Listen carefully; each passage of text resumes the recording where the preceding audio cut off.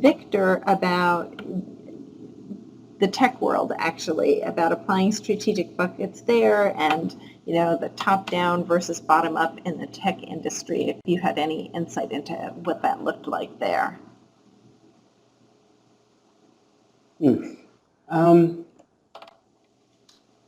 Well, so I think that I hesitate to always use the same example, which is going to be Apple, so I apologize. But they kind of encompass every possible scenario. So if we look at strategic buckets and in terms of how Apple operates, here's how I think that might break down. So I know it might be hard to conceive as like a Johnny Ive as bottom because he's the lead design, but I think that his area of responsibility represents the core of Apple's business as it was established by its founders. So in that sense, Johnny Ive is responsible for the iPhone. He has the most synergy with the end user, and his focus is much more narrow than someone at the top of the organization. So he's going to put forward ideas that lead into a strategy of building the best possible mobile device for the end user.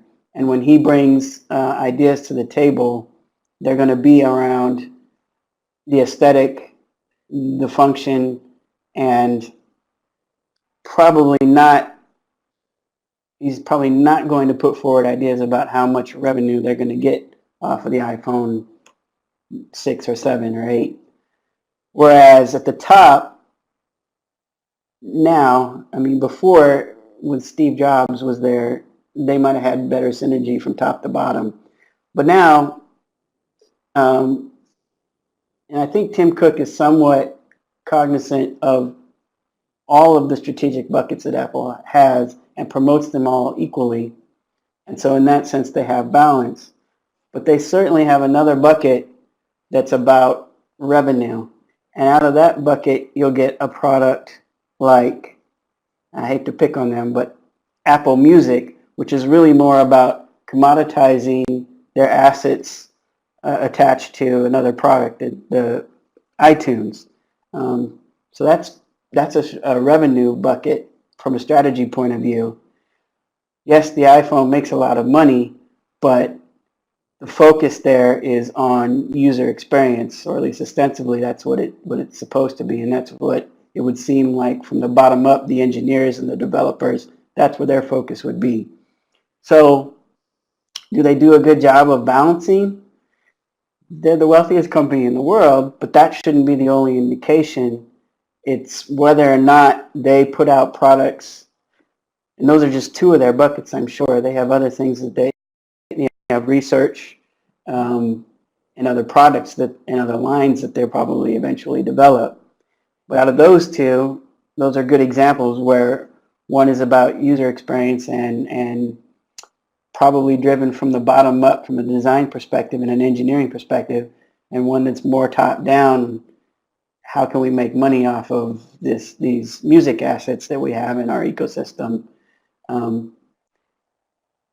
They have both. They pay attention to both. You could say that they probably pour more money into one bucket than the other, and I'll let you decide which one that is. But I think that might be a common scenario in the tech industry once a company has one or two products that gain momentum and they start having a lot of revenue. In the beginning, like in a startup environment, it's all in one bucket, really. I think your everything has to be sort of scrapped together, and until you get some capital funding, the pizza jar might get robbed if someone needs a piece of hardware or software. So, but once they scale up and get large and get a successful product or two, most certainly they're working with